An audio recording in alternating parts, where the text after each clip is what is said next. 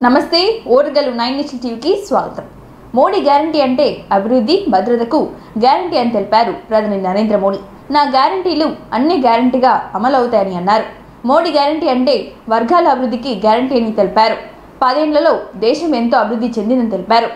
10 ఏళ్లుగా తెలంగాణను బీఆర్ఎస్ దోచుకుంటే ఇప్పుడు కాంగ్రెస్ దోచుకుంటుందని ప్రధాని విమర్శించారు.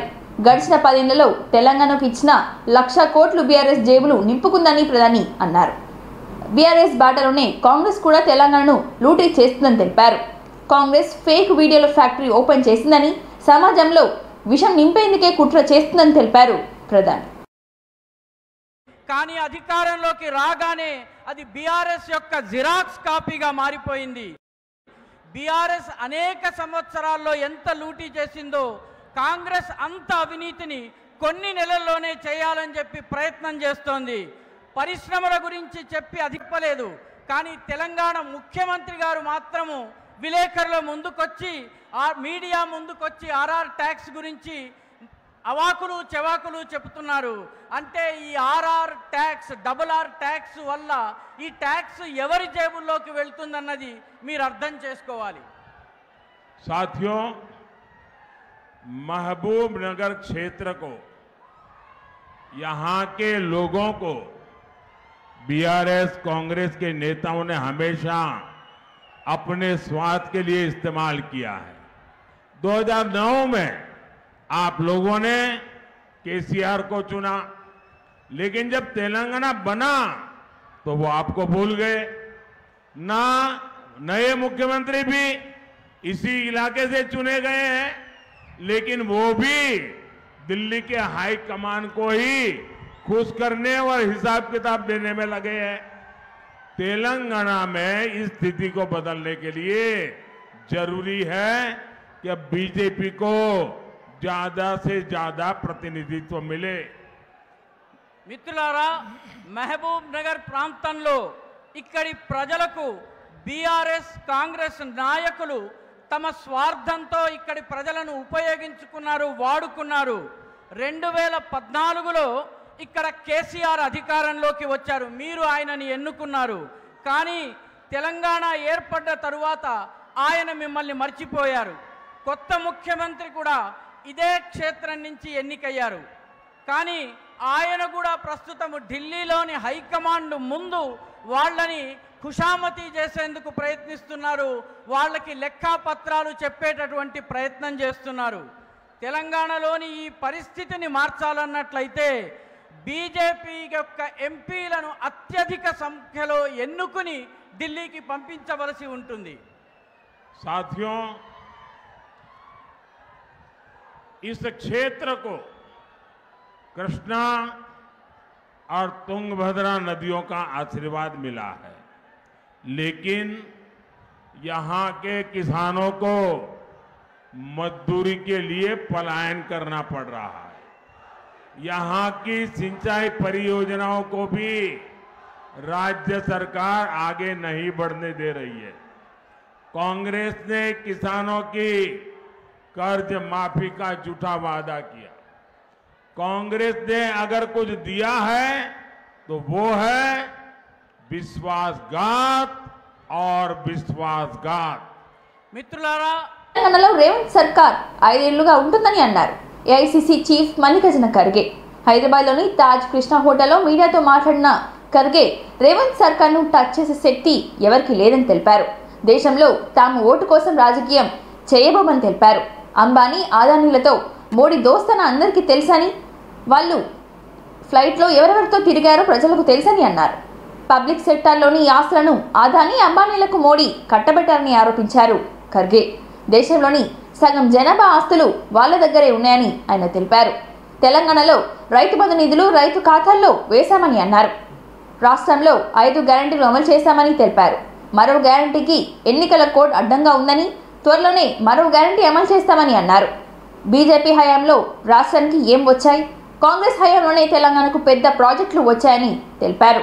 హైదరాబాద్కు మోడీ యొక్క పెద్ద ఇన్వెస్ట్మెంట్ కూడా తీసుకురాలేకపోయారని ధ్వజమెత్తారు. नाली पे नहीं बोलते, इलेक्शन मैनिफेस्टो पे नहीं बोलते, और सिर्फ उनके जो भी काम है उसके ऊपर भी वो वोट नहीं मांगते, डेवलपमेंट के ऊपर भी। सिर्फ हर बात को कांग्रेस को गालियां देना और कांग्रेस के भाषण को मोड़ तोड़ के कहना और शहजादे बोल के जो हमारे पार्टी के नेता को कहना, ये सारी चीजें जो जरूरी नहीं है। अरे आप तो एक इलेक्शन, 2 इलेक्शन में और 2-3 साल पहले तो ये कहते थे कोई कांग्रेस हमारा कोई मुकाबला नहीं कर सकती, लेकिन बार बार फिर कांग्रेस को क्यों गालियां दे रहे हैं?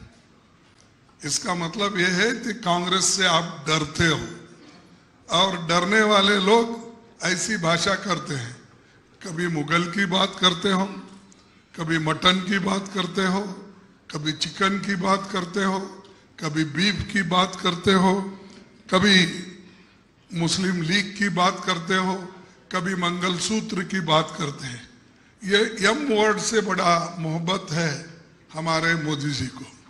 ये सब सारी चीजें जो एम से निकलती है, मटन, मुगल, मंगलसूत्र, मोदी बहुत इस चीजों को बहुत पसंद है। तो उन्होंने ये जो काला धन के बारे में भी उन्होंने बहुत कुछ बोला, लेकिन वो सब अपने मित्रों को ही। तो देखो, ऐसी ये बचपने की बात करना एक प्रधानमंत्री जी को शोभा नहीं दिखती। मैं अहमदाबाद गया था, उसी दिन उनका भी भाषण अहमदाबाद में था, गुजरात में। तो वो भाषण कर रहे थे, उसमें उन्होंने ऐसा उचकाने की कोशिश की, 2 कौमों में लड़ाई लड़ना की बात की। और देखिए, जिसके पास संपत्ति है, जिसके पास पैसा है और जिसके पास गाय है, भैंस है, ये है, तो वो लोग 2 भैंस अगर आपके घर में है तो 1 भैंस निकालकर वो मुसलमानों को देंगे। एक प्राइम मिनिस्टर बोलता है 2 भैंस है तो तुम्हारे पास छीन लेंगे और मुसलमानों को देंगे। 2 एकड़ लैंड है तो 1 लैंड एकड़ छीन लेंगे, देंगे। अरे इस देश में कानून है। సో ఇందిరాగాంధీ 10 ఏళ్ల బీఆర్ఎస్ పాలనలో పాలమూరు నిర్లక్ష్యానికి గురైందని సీఎం రేవంత్ రెడ్డి అన్నారు. పాలమూరు, రంగారెడ్డి ప్రాజెక్టులు కేసీఆర్ ధనదాహానికి బలైందని తెలిపారు. 10 ఏళ్లు అధికారంలో ఉండి పాలమూరు ప్రాజెక్టును పూర్తి చేయలేదని తెలిపారు. కాంగ్రెస్ ప్రభుత్వం ఏర్పడ్డాక 4000 కోట్లతో పాలమూరు, రంగారెడ్డి ప్రాజెక్టు పూర్తి చేసేందుకే సిద్ధమైందని తెలిపారు సీఎం రేవంత్ రెడ్డి. కొంతకాలంగా పెండింగ్లో ఉన్న కృష్ణా, వికారాబాద్ రైల్వే లైన్ పూర్తి చేసేందుకే చర్యలు చేపట్టామని అన్నారు. పాలమూరు జిల్లా అభివృద్ధిని అడ్డుకునేందుకే ఈ ప్రాంత నేతలు కొందరు ప్రయత్నిస్తున్నారని తెలిపారు.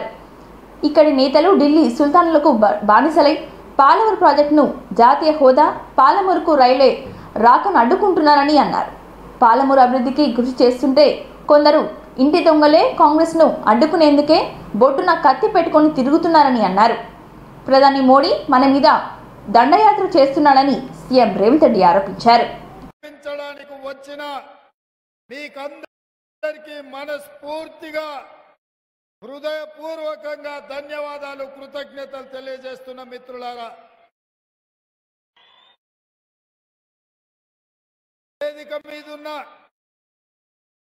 కాంగ్రెస్ పార్టీ 70 సంవత్సరాల తర్వాత వెనుకబడిన, వలసలు పోతున్నా, ఆత్మహత్యలు చేసుకుంటున్నా, దాదాపుగా కృష్ణానది జలాలు 52% మొత్తానికి తెలంగాణలో కృష్ణానది జలాల ప్రవాహం 68% ఉంటే అందులో 52% మన జిల్లా నుంచి, మన ప్రాంతం నుంచే నీళ్లు వస్తాయి. కానీ 70 ఏళ్ళైనా మన ప్రాజెక్టులు పూర్తి కాలే, మనకు నీళ్లు రాలే. కనీసం నీళ్లు తాగాలన్నా కళ్ళ ముందు నుంచి బిరబిరా కృష్ణమ్మ తరలిపోతుంటే కన్నీళ్లు పెట్టుకొని చూసే పరిస్థితి ఈనాడు మన ప్రాంతానికి దాపురించింది.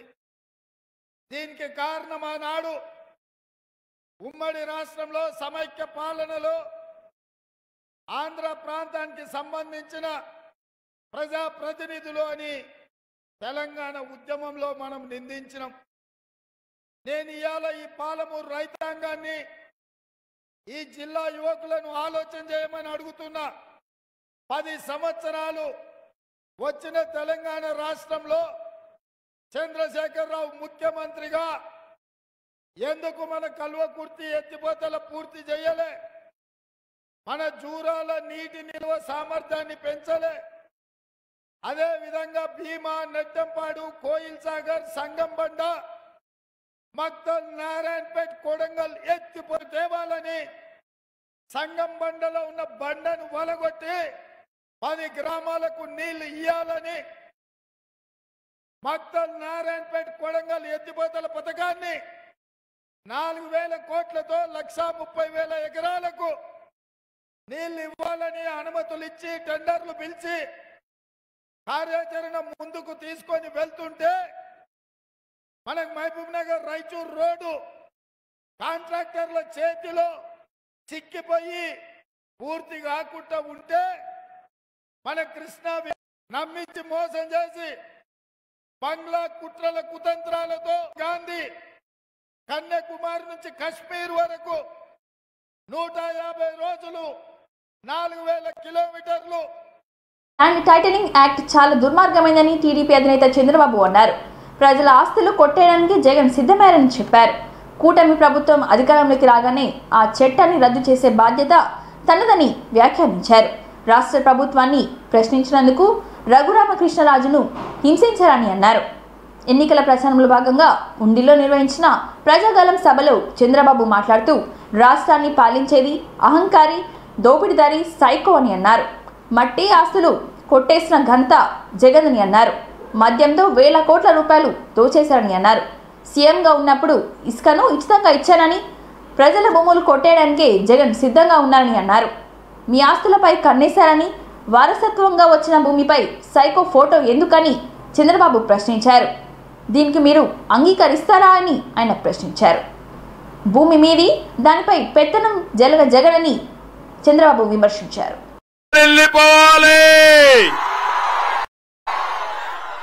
మళ్ళా ఎండుందని 13వ తారీఖు ఇంట్లో పడుకుంటే ఆ తర్వాత మీ ఇంటికి గొడ్డలు వస్తుంది. కావాలన్నా గొడ్డలు మీ ఇంటికి,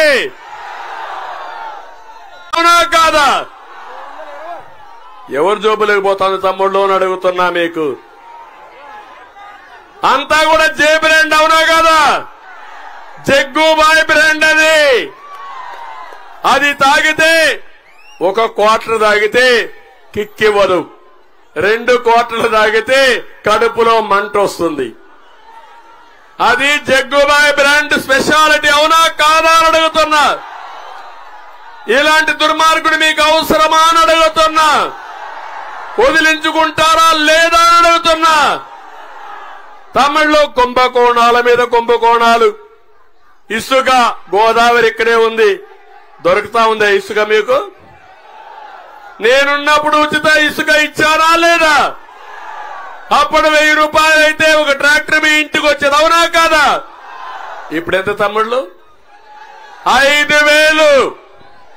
40 లక్షల మంది భవన నిర్మాణ కార్మికులు అయ్యో రామచంద్ర అంటూ కడుపు నింపుకోలేకపోయారు.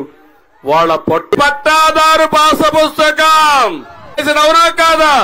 తమిళ్లో ఏదైతే నేను చెప్పానో మీ బిడ్డ మీ భూమి మీద జగన్మోహన్ రెడ్డి గుమస్తాను పెట్టి మీ ఆస్తులన్నీ ఆయన కంట్రోల్లో పెడతాడంట.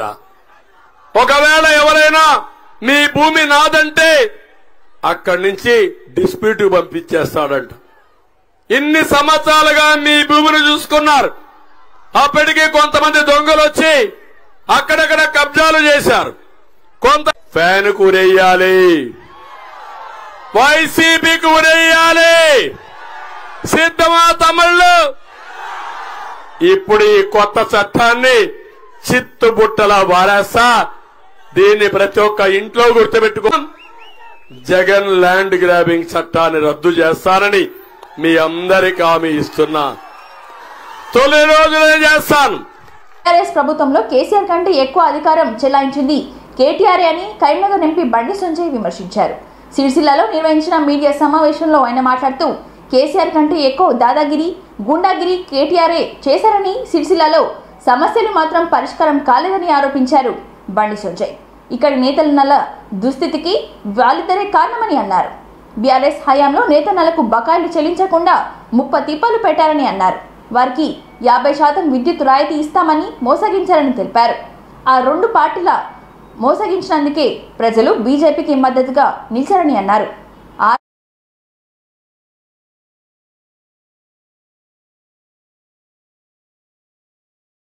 భారతీయ జనతా పార్టీ కార్యకర్తలందరూ కూడా ఇంటింటికి తిరిగి మేము చేస్తున్న అభివృద్ధి నరేంద్ర మోడీ గారు పాటు ఎండలు మండుటెండలో అన్ని మండల కేంద్రాల వారిగా అనేక ఇద్దరు కలిసి ఆడుతున్న నాటకం. వాళ్ళిద్దరూ సెకండ్ ప్లేస్ కోసం ప్రయత్నం చేస్తున్నారు. లోపాయి గారు ఒప్పందం కుదిరి ఇద్దరికి. దాని ద్వారా కొడుకేం మాట్లాడలే, నువ్వే మాట్లాడలే. అధికారం వేనక మీరును కాంగ్రెస్ తిట్టుకుంటూ స్టార్ట్ చేశారు. అంటే పొలిటికల్ డ్రామా ఇది. ఎందుకంటే గతంలో బీఆర్ఎస్ ఏమి చేయలేదని చెప్పి ప్రజలు గుర్తించకుండా ఉండడానికి కాంగ్రెస్ పార్టీ సహకరిస్తుంది బీఆర్ఎస్ పార్టీకి. ఇక మీకు ఇంకా సమయం ఉంది కదా, కొన్ని ఇచ్చే అవకాశం ఉంది కదా అని చెప్పి వీళ్ళు వాళ్ళని విమర్శించే ప్రయత్నం మాత్రమే చేస్తున్నారు, యాక్టింగ్ చేస్తున్నారు అంతా కూడా. సిరిసిల్లలో నేతన్నల బతుకులు ఈ విధంగా మారడానికి కారకుడు కేసీఆర్ కొడుకు కాదా? ఫస్ట్ చెప్పాలి. నీ ప్రభుత్వమే ఉంది కదా, బతుకమ్మ చీరలతోనే బతుకులు లేకుండా చేసేది నువ్వా కాదా?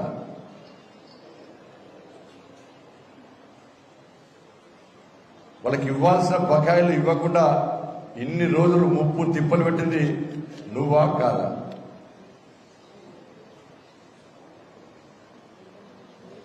%50 విద్యుత్ సబ్సిడీ ఇస్తానని ఆపేసింది నువ్వా కాదా?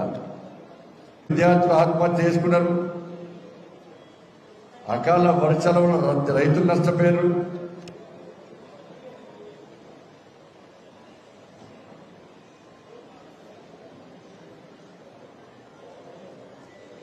ఇవాళ ఏ సమస్యను పరిష్కరించకుండా సిరిసిల్ల జిల్లా, ఈ సిరిసిల్ల ప్రాంతంలో నేత కార్మికులు, వస్త్ర పరిశ్రమ కార్మికులందరూ కూడా ఇలా భారతీయ జనతా పార్టీకి మద్దతు తెలపడానికి సిద్ధంగా ఉన్నారు. కాబట్టి ఎందుకంటే రాబోయే రోజులు గతంలో కేసీఆర్ ఇచ్చిన హామీలను నెరవేర్చకుండా మోసం చేసిండు. ఎన్నికలప్పుడు ఊరించుకుంటా మాటలు చెప్పి ఓట్లు వేసుకున్నాడు. అదే వీకెండ్ వల్ల ఇప్పుడు కాంగ్రెస్ పార్టీ కూడా గట్టిగా మోసం చేసి పోయే ప్రయత్నం చేస్తున్నది. కాబట్టి మళ్ళా మాకు కొట్లాడే వ్యక్తి కావాలి, ప్రశ్నించే వ్యక్తి కావాలి, మాకు భరోసా కల్పించే కంటతడి పెట్టారు. కడప డీసీసీ ఆఫీసులో ఏర్పాటు చేసిన ప్రెస్ మీట్ లో మాట్లాడుతూ భావోద్వేగానికి లోనయ్యారు షర్మిల. ఇటీవల ఓ మీడియా ఇంటర్వ్యూలో మాట్లాడుతూ షర్మిలను ఉద్దేశించి జగన్ చేసిన వ్యాఖ్యలకు స్పందిస్తూ కంటతడి పెట్టారు షర్మిల. బైబిల్ మీద ప్రమాణం చేసి చెప్తున్నా నాకు రాజకీయ కాంక్ష లేదని అన్నారు. పదవులు ఇవ్వలేదనే షర్మిల తనతో విభేదించినట్టు జగన్ చేసిన వ్యాఖ్యలకు కౌంటర్ ఇచ్చారు షర్మిల. తన కోసం పాదయాత్ర చేసిన తనపై ఈరోజు నిందలు మోపుతున్నారని షర్మిల అన్నారు. ఒకే ఫ్యామిలీకి చెందిన ఒకే తరం వారు రాజకీయాలు ఉండటం సరికాదన్న జగన్ తన భార్య బంధువు తనకు తమ్ముడైన అవినాష్ రెడ్డికి ఎంపీ టికెట్ ఎలా ఇచ్చారని ప్రశ్నించారు. తను కానీ తన భర్త అనిల్ కానీ ఏనాడు జగన్ను ఒక్క పైసా సహాయం కూడా అడగలేదని, జగన్ నుండి ఎలాంటి సహాయం పొందలేదని తెలిపారు. తండ్రి పేరును ఛార్జ్ షీట్లో చేర్చిన వారిని వెంట పెట్టుకొని మీకు సాక్షులు తండ్రి ఫోటో పెట్టుకొని ఆయన తమ్ముడు వివేక వ్యక్తిత్వాన్ని కించపరిచేలా కథనాలు ప్రసారం చేసిన మీరు విశ్వసనీయత గురించి ఎలా మాట్లాడతారని ఆగ్రహం వ్యక్తం చేశారు షర్మిల. వాస్తవం కాదా? మన ఇద్దరము నమ్మే బైబిల్ మీద ఒట్టేసి నేను చెప్పగలను, నాకు రాజకీయ కాంక్ష కానీ డబ్బు కాంక్ష కానీ ఏ ఇతర ఆశ లేకుండా ఆశించకుండా ఏ ఒక్క రోజైనా మిమ్మల్ని ఒక పదవి కానీ ఒక పోస్ట్ కానీ నేను అడగకుండా మీకోసం చేశాను, ఇది నిజం అని నేను బైబిల్ మీద ప్రమాణం చేయగలను. మీరు అదే బైబిల్ మీద ప్రమాణం చేసి నేను మిమ్మల్ని ఈ పోస్ట్ అడిగానని కానీ ఈ పదవి అని అడిగానని కానీ మీరు ప్రమాణం చేయగలరా?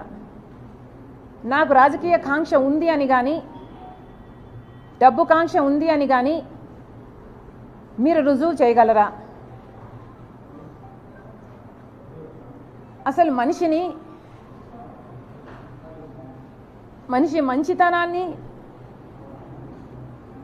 గుర్తించడం రాజశేఖర్ రెడ్డి గారి దగ్గర నుంచి మీకు ఎందుకు రాలేదు? ఏదైనా ఒక లావాదేవీ కోసం, ఏదైనా ఒక లాభం కోసం ఆలోచన చేసే మనిషి కాదు రాజశేఖర్ రెడ్డి గారు. ఆయన బిడ్డను నేను. ఆయన హృదయానికి దగ్గరగా ఆయన మాటలు వింటూ ఆయన హృదయంలో హృదయంగా పెరిగిందని నేను.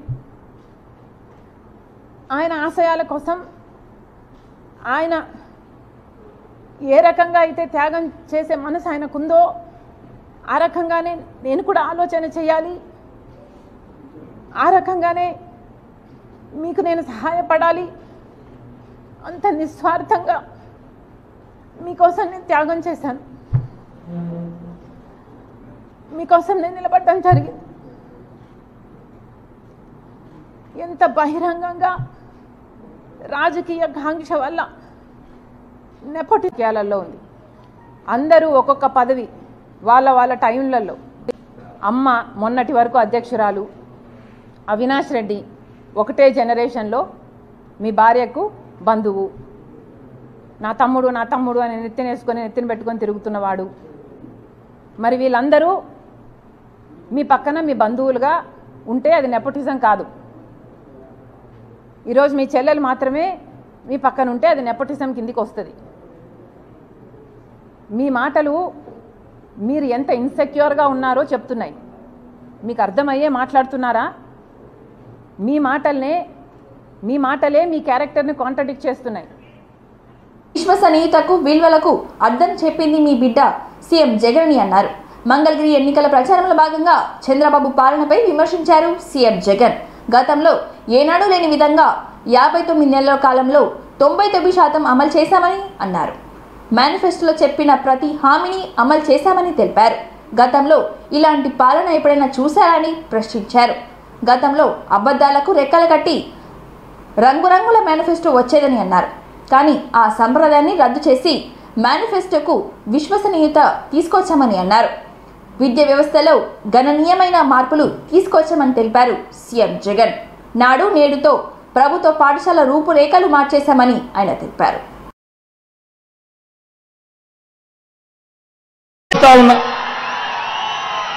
మొట్టమొదటిసారిగా గతంలో ఎప్పుడూ జరగని విధంగా మొట్టమొదటిసారిగా రైతన్నలకు పెట్టుబడికి సహాయంగా రైతన్న చేతిలో రైతు భరోసా, మొట్టమొదటిసారిగా రైతన్నలకు ఉచిత పంటల బీమా, మొట్టమొదటిసారిగా రైతన్నలకు సీజన్ ముగిసేలోగానే ఇన్పుట్ సబ్సిడీ, మొట్టమొదటిసారిగా రైతన్నకు పగటిపూటే 9 గంటలు నాణ్యమైన ఉచిత విద్యుత్, మొట్టమొదటిసారిగా ఇప్పుడే ఎప్పుడూ చూడని విధంగా రైతన్నను చెయ్యి పట్టుకొని నడిపిస్తూ గ్రామంలోనే ఓ ఆర్బీకే వ్యవస్థ రైతన్నను చెయ్యి పట్టుకొని నడిపిస్తూ సలహాలు ఇస్తూ రైతన్నకు విత్తనం నుంచి పంట కొనుగోలు వరకు అండగా ఉంటూ నేను అడుగుతా ఉన్నా, ఇన్నిన్ని పథకాలు రైతన్నల కోసం గతంలో ఎప్పుడైనా ఈ పథకాలు ఉన్నాయా అని అడుగుతా ఉన్నాడు మీ బిడ్డ.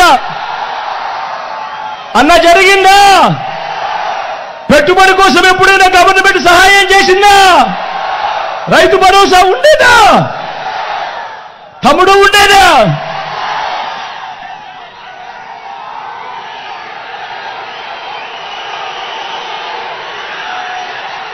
స్వయం ఉపాధికి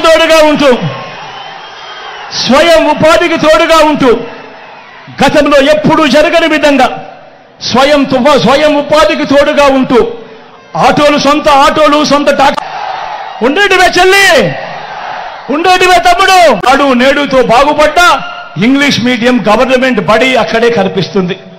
ఈరోజు గ్రామానికే ఫైబర్ గ్రిడ్ నిర్మాణంలో ఉన్న డిజిటల్ లైబ్రరీలు ఈరోజు గ్రామంలోనే నా అక్క చెల్లెమ్మలకు రక్షణగా, నా అక్క చెల్లెమ్మలకు తోడుగా ఈరోజు గ్రామంలోనే ఓ మహిళా పోలీస్ నా అక్క చెల్లెమ్మను కొరకే పెట్టడం జరిగింది. నా అక్క చెల్లెమ్మలు ఎక్కడికి బయటికి వెళ్ళినా కూడా ఇబ్బంది పడకుండా నా అక్క చెల్లెమ్మల ఫోన్లోనే ఈరోజు దిశ యాప్. ఇంతటితో ఈ వార్తలు సమాప్తం. మరిన్ని వార్తలతో మనీ కలుద్దాం. చూస్తూనే ఉండండి ఓర్గల్ 9 నేషనల్ టీవీ.